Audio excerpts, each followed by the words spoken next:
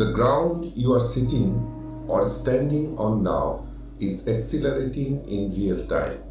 Can you feel it? No. Well, you are wrong. You are feeling very well, just you are not realizing. Let's drop a ball on the ground, just like Newton must have seen an apple falling down. According to Newton, the reason this ball falls is simple: a force called gravity pulling it relentlessly to the earth. But according to Einstein, there is no force as gravity at all. And if there is, Newton should prove it and show how this force is being created, which, by the way, Newton could never did. Let's test it to see if it is correct or not. With a bottle full of liquid, we pierce holes on all sides from which liquid is falling down. But if Einstein is right, once we drop the bottle, it will come into inertia. It means the bottle will be forceless and weightless. The liquid should stop falling. So, get ready for the test.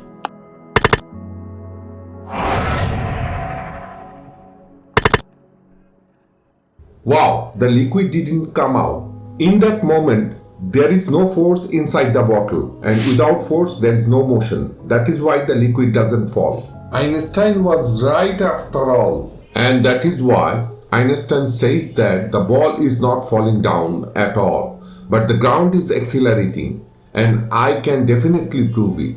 And one more thing, that the ground is not accelerating from one direction, but from every direction of the earth.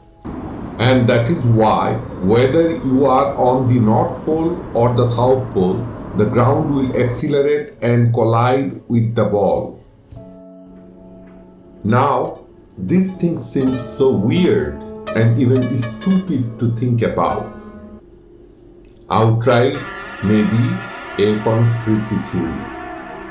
But this is the explanation of one of the most genius scientists of the world, which has also been experimentally proved. It is a bit complicated and confusing to understand the whole thing. But today, let me try to explain it to you in a very easy and simplified manner with all the major aspects of Einstein's theory. First of all, why does it sound so complicated to hear that the ground is accelerating and not the ball? Because we have been taught Newton's explanation since childhood.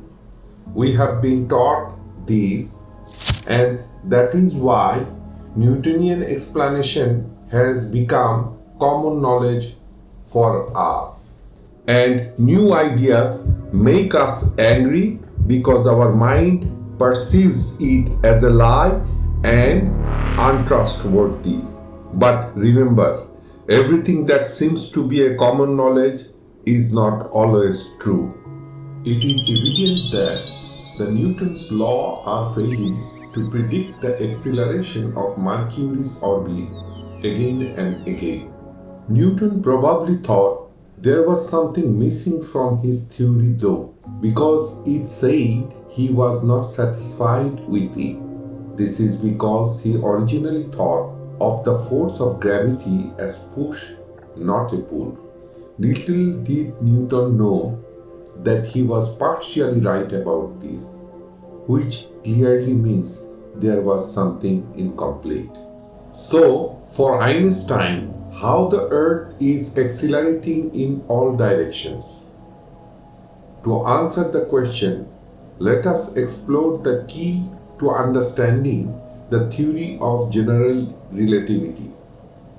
Is that everything in a gravitational field falls at the same rate. But it was not Einstein that figured this out. It was Galileo that first concluded that all objects released together in the absence of an atmosphere will fall at the same rate regardless of their mass. A famous experiment by Apollo 15 astronaut David Scott was done on the moon to test this theory. At the same time, moonwalker astronaut Scott dropped a hammer and a feather, and they both glide to the ground and impact the ground at the same time. Let us see the experiment, which is known as the equivalence principle. Well, in my left hand I have a feather. In my right hand a hammer. And I guess one of the reasons we got here today was because of a gentleman named Galileo a long time ago who made a rather significant discovery about falling objects in gravity fields. And we thought that where would be a better place to confirm his findings than on the moon. And so we thought we'd try it here for you. The feather happens to be appropriately a falcon feather for our falcon. And I'll drop the two of them here and hopefully they'll hit the ground at the same time. How about that? That proves that Mr. Galileo was correct in his findings. So, why the two objects fall together and land at the same time? It is because they are not falling. They are standing still and there is no force acting on them. With Einstein's theory, gravity is not a force between two objects with mass. Instead, gravity is the warping of space and time in the presence of objects with mass and without some force acting upon the objects. They will travel in a straight line. Einstein believed smaller objects are not pulled on by more massive objects, but instead the objects are being pushed down by the space above them, and that is there is no such thing as gravitational force. Here matter works not only the fabric of space, but time as well. This is called space-time, and any object in space works this space-time continuum. Space-time is the three dimensions of space: length, width, and height of space combined with the fourth element, time. The more massive the object, the more it warps the space around it. Einstein believed that apples fall from trees and planets orbit stars because the objects are moving along curves in the space-time continuum. Those curves are being called the gravity. Well, this is Earth and the space and time around it. Due to the mass of the Earth, all the three dimensions have been curved or bent. In Einstein's model, only mass and energy can curve space and time. This is fundamentally the same thing according to the E equal to mc square equation. Now, what exactly is happening in this curved part? Well, this curved part is the gravitational field under whose influence, when any object comes, its direction will be bent towards the Earth. Point to notice, only the direction of its path will change. No force will be applied on it. Whereas according to Newton, as soon as the object enters into the gravitational field, the gravitational force is applied on it. And due to this gravitational force, the object moves towards the Earth and they are pulled towards the Earth. Imagine there is a spaceship which is standing outside the gravitational field of the Earth. So according to Einstein, what would be happening with this object? Well, there can be two scenarios regarding this spaceship. Either the spaceship is accelerating, that is, there is some force on it, or it is just floating in the space without any power. Scenario 1 assumes that the spaceship is just floating in space, that is, there is no acceleration or force on it. Then it means it would be in inertia, right? But here comes the interesting thing. For Einstein, inertia means that it is falling down in space-time at the speed of light. Point to notice, there is a difference between space and space-time, and this falling is happening in space-time, not in space. Also keep it in mind for the future discussion here to come, otherwise you will not understand anything at all. So, all the objects which are floating in space are in a free fall state in space-time and will fall at the speed of light. Always this fall will make a straight line path, which is known as world line. Now let us see how does it look in the graph of space-time. Scenario 1. In scenario 1, because our spacecraft is not accelerating as there is no power, it means it is not moving forward in space dimension. That is why it will naturally move forward in the time dimension at 100% speed. In this scenario 2, let's say the spacecraft starts accelerating at the speed of 100,000 km per second. Then it will start gaining velocity in the space dimension, right? And that is why now its velocity in the time dimension will start slowing down. And from here comes the concept of time dilation, where it is stated that accelerating in space dimension, the time slows down. So here the point to note that whatever happens, the velocity of an object is always distributed in the space and time dimension. And in space-time, it always travels at the speed of light. Another thing to note that for Einstein, acceleration is nothing but deviation from a free fall. Do you know that? Or what do you think? Why does Einstein say that every object is traveling in space-time at the speed of light? Well, this comes from the pure equation, because the speed of light is the speed limit of the fabric of our universe. It is literally the maximum speed capacity of the entire space-time field.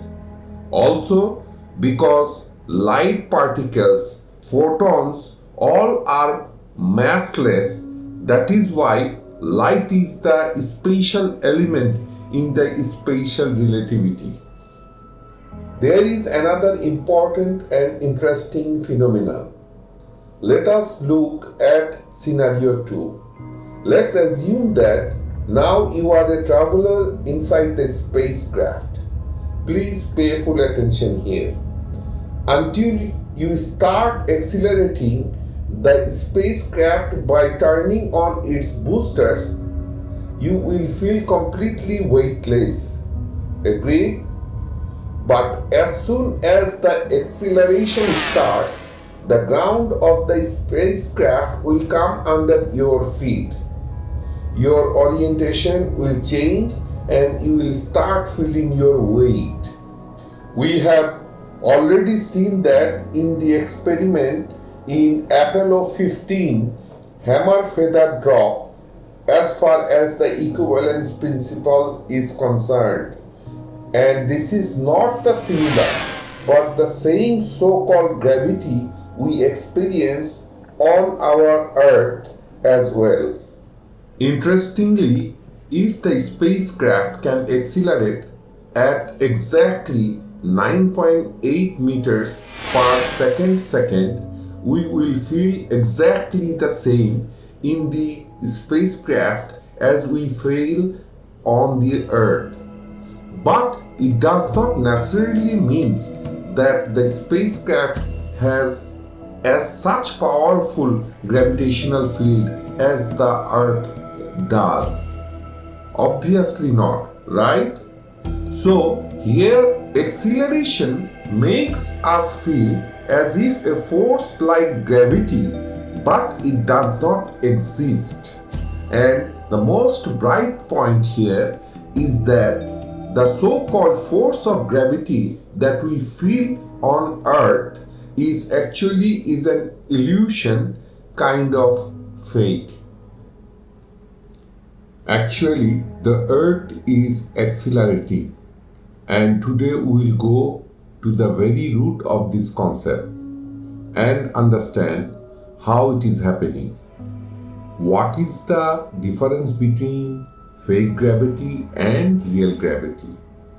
This is very important to clear that out first.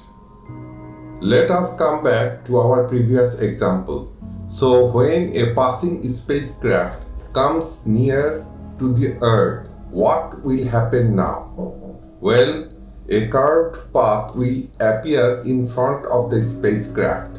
Even the spacecraft, if tries to travel in a straight line, it will start bending towards the direction of the center of the Earth, following the curves. I would like to repeat here again, the Earth is not applying any force of attraction on that spacecraft to pull it towards Earth. Rather, due to the mass of the Earth, all the three dimensions have been curved or bent. As a result, a curvature is being created in space-time, in which the spacecraft itself is moving in its free fall motion. Again, there is no force in play, rather the direction of the spacecraft has turned towards the Earth because of the curvature. Now, we have reached to a very important point where I have seen many people get confused. The reason for confusion raised due to the contradiction of two things. Number one is the visibly fake attraction of gravity, and number two is the actual space-time continuum, where the mass of an object warps the space around it and creates the curvatures. See, for Einstein, when we drop a ball on Earth, the Earth is not pulling it down with an acceleration of 9.8 meters per second. Rather, another phenomenon takes over, which we consider to be gravity, and get confused. And that is why it is very important to understand the subtle difference among three important elements. Number one, curvature. Number two, gravity. And number three, apparent gravitational attraction or fake gravity. For Newton, gravity and apparent gravitational attraction were the same thing, and that is why Newton called gravity as force. But on the contrary, for Einstein, curvature and gravity are the same, and apparent gravitational attraction means the ball which we see falling on the ground is different and is just an illusion. It is fake force, which we have already understood from the concept of equivalence principle. Now let us fit our thoughts in the context of our Earth. The weight that we feel on the Earth, if it is due to the acceleration of the Earth, then how can the Earth accelerate from all directions simultaneously? Why does not the Earth explode? Well, here we come to some mind-boggling concept. Try to grasp these things very carefully because it is very important to understand its nuances. See, whatever space is around the Earth is warped. That is, it is curved. It is an area of compression. That means the curves which are created due to the mass of the Earth, which is the gravitational field in space-time, is trying to collapse the world within itself. Like the black holes collapsed within itself due to its own mass. Exactly the same principle is applied with the Earth, and not just the Earth, but all objects in the Earth's gravitational field are being compressed towards the center of mass of the Earth. So essentially no force is being applied here, rather the space-time itself is collapsing towards the center of mass due to the mass of the Earth. But the mass of the earth and the matter which is giving mass to the earth, there is the presence of electromagnetic repulsion force within that matter. And this force of electromagnetic repulsion is protecting the earth from collapse in the space-time continuum by resisting the compression continuously created due to the collapsing space-time towards the mass of the earth. The same happens with the black holes as well. But the thing is, only the mass of black holes is so extreme that the compression of the space-time becomes so powerful that the electromagnetic repulsion force within the matter inside the black holes or any other force cannot resist the collapsing space-time compression on the black holes. As a result, it collapses within itself and permanently creating a hole in the space-time. A black hole is basically a star that could not protect itself from its own gravitational compression. Now, here the question is, where does the acceleration comes from? Let's talk about it. So far, we have understood that space-time is curved, right? The geometry of curvature is very interesting. In a curved surface, two parallel lines meet each other, whereas in flat surface, two parallel lines will never meet. So, what happens here is that imagine two objects are falling down from space, one from the North Pole and one from the South Pole. Now, what will be their path of falling? Remember, according to Einstein, they are in inertia. That is, no force is acting on them. Only their direction has been diverted towards the center of mass of the earth because of the curvature. Well, that is why ultimately both of the objects will fall on earth even after being in inertia. Now, we already know that the surface of the earth is resisting the compression of the space-time. But these objects collide with the surface of the earth because of the curvature. So, their free fall, which is the state of inertia, will be stopped. Question is, who applied the force to stop this inertia? Here the answer is that the earth applied its acceleration as a force to stop the inertia. In Einstein's relativity, a force is required to be applied to deviate the natural free fall or inertia of any object. And from our perspective, we are in free fall, that is in inertia. But the earth is accelerating and colliding with us. Now, if we look at it objectively from a natural perspective, space-time is trying to compress towards the center of mass of the earth. And due to the compressing space-time, our free fall motion also wants to take us in the direction of the center of mass of the earth. But the surface of the earth is preventing us from going towards the center. Here, the earth is accelerating outward in relative to our fall and the inverting compression space-time using the electromagnetic impulse force created by the matters responsible for the Earth's mass. And that is why if we take an accelerometer to measure acceleration and put it on the surface of Earth, then it is proved that the ground is actually accelerating at the speed of 9.8 meters per second.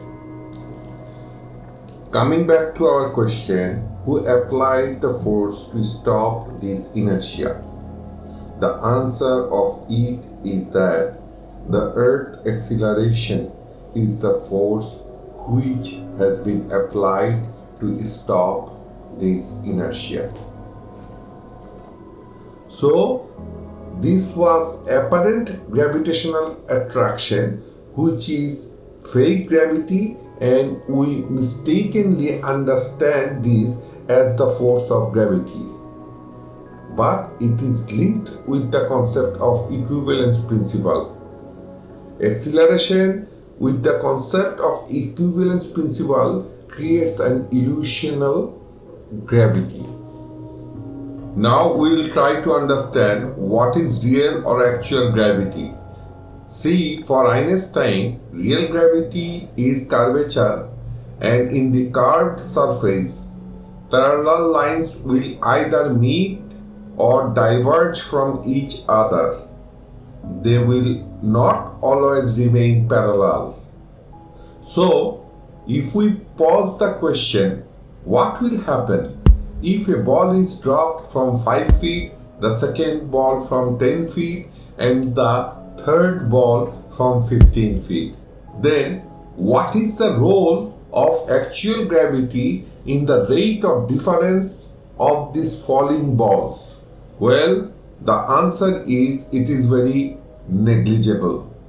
And this information is a mind-boggling, as it is very difficult to digest such information after so much thing we have learned so far. So let's try to understand the same thing a little intuitively. When we drop the balls from 5, 10 and 15 feet, then observe their individual motion path takes place in space-time with a graph. In space-time, they will naturally fall down through such curved paths after different time interval in seconds. But if we observe closely, we can see that their curved paths are parallel to each other. It means that there is no influence of real gravity with the curvature effect in the curved path of their fall. That is, the geodesics of all the balls clearly show no influence of the real gravity on their falling path supposed to be created due to the curvature. Now, the question is, when does the real gravity comes in play? The answer is when the falling distance increases. It means real gravity is totally dependent on distance.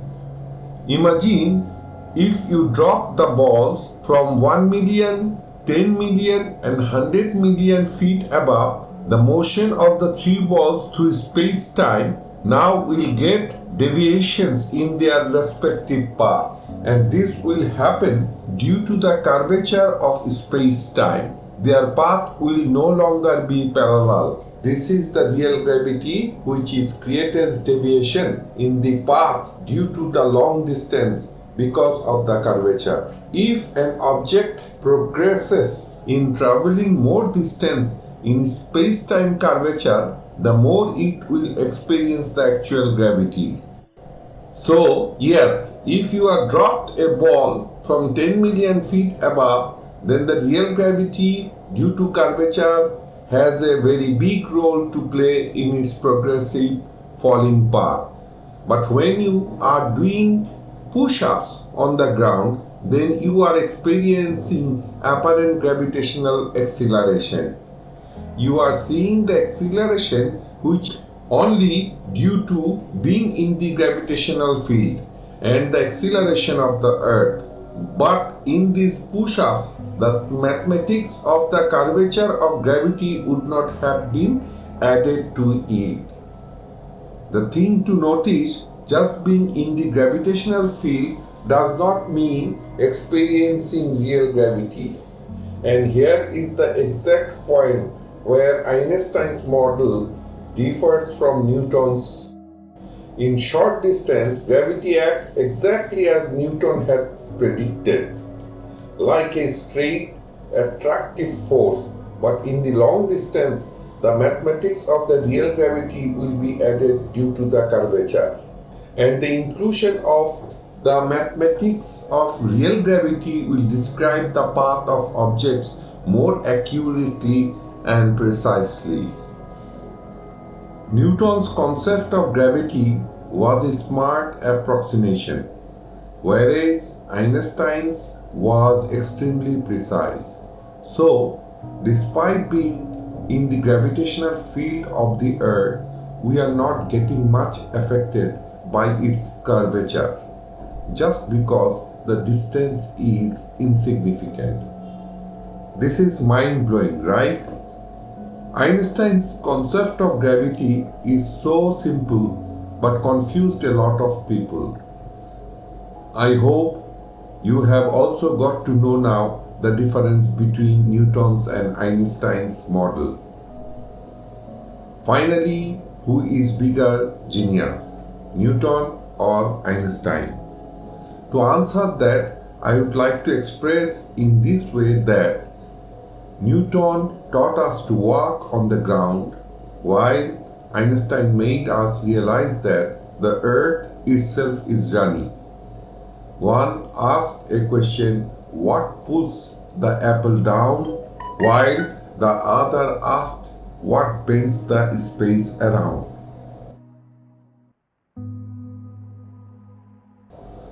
One saw the universe as a beautiful synchronized clock, while the other saw the universe as a stretchable fabric that is getting crushed under its own weight. One taught us to play the game, while the other told us all the cheat codes of the game. But the real game is still on and out there. And maybe the next player is one of you who is getting inspired by watching this video. Thanks for watching with so much patience.